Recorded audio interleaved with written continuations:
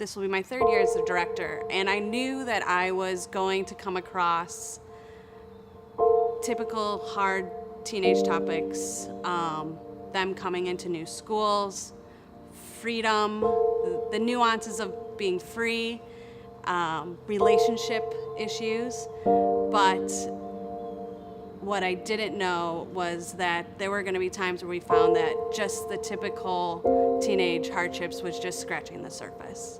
In the last year and a half, I've had conversations with students that are dealing with topics such as physical abuse in the home, cutting, bullying, students taking pictures of themselves and being splashed on social media. We've had students who have attempted suicide. They're coming from broken families.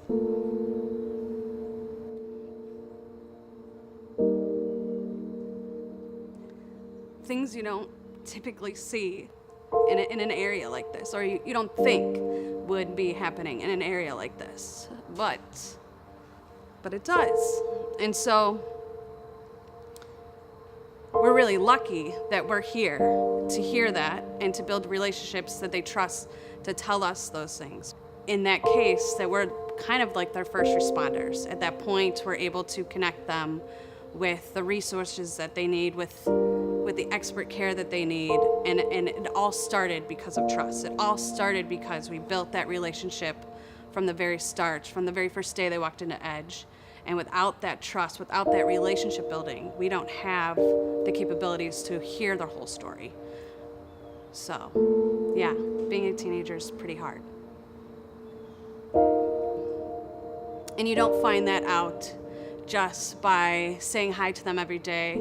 It's through the relationship building that we do at Edge Teen Center that really, where you can start to see those layers of the wall coming down. So we are really lucky at Edge because we have really valuable staff and really valuable volunteers that the students are able to develop relationships with. And through those relationships, they develop trust.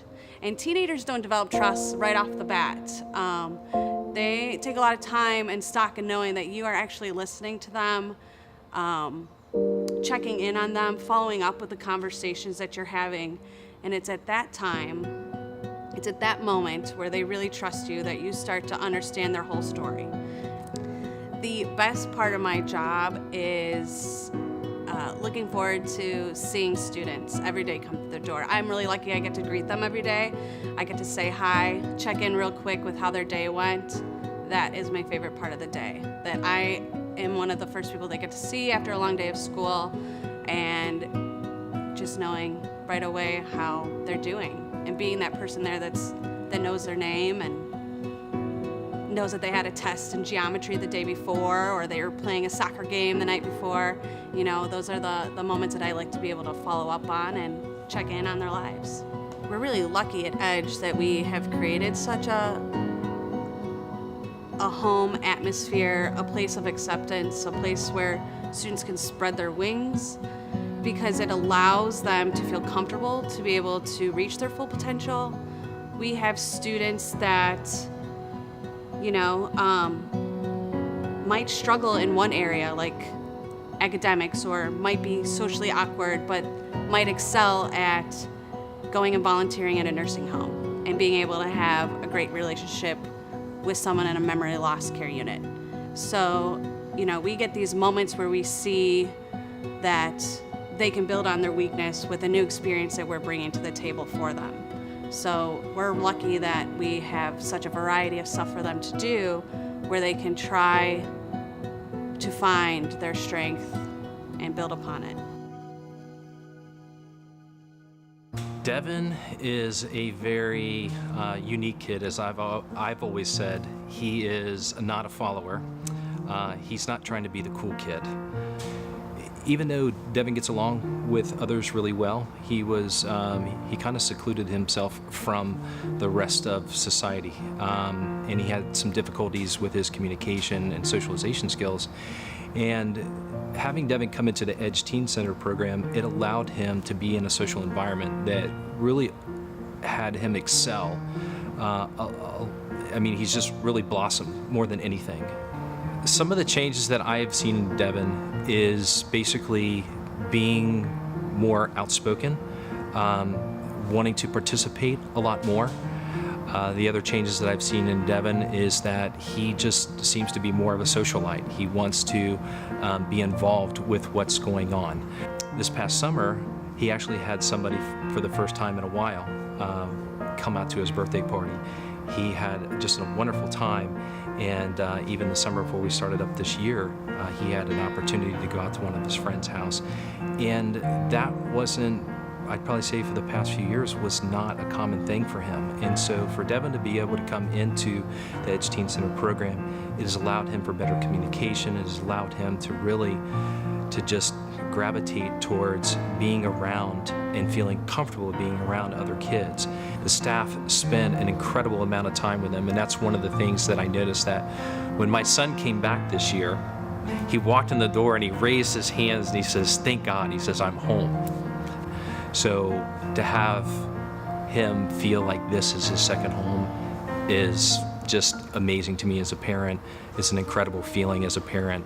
It gives me peace of mind that my son now has a second home.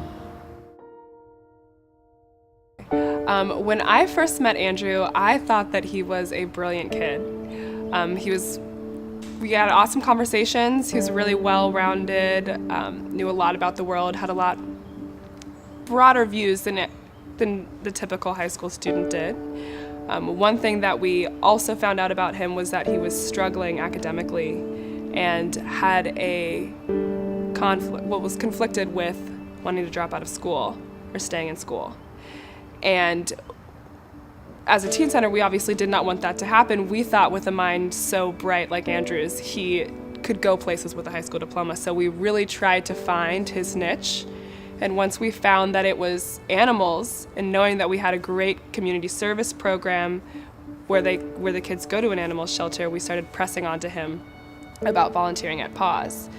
And he was really kind of hesitant and not really into it at first, but over his freshman year, with consistency, by the time he was a sophomore, he finally opened up to the idea and started volunteering at the animal shelter.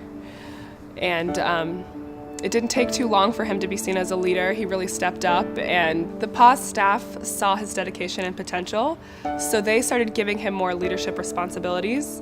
And then our Edge teens would come in and go to him when they had questions, and they viewed him as a leader as well. We see his leadership skills still today. So we presented Andrew with the Leadership Award. We felt that he encompassed a leader, and he definitely deserved it. But seeing how his mom was so moved by the change in him, it was emotional to see. I don't know, I just feel like it was emotional to see because we all saw a leadership change, and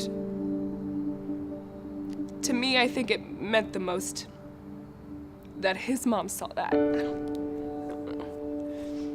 I'm sorry. I don't know. I just think he's a really good kid, and when I first met him, I would have never thought that he would be the one that would come every day to work the cafe. I wouldn't have never thought he'd be the one that would take money or show up over the summer to do volunteer stuff or be consistently at PAWS. I mean, just, I don't know, he just was a diamond in the rough, but still very much a diamond.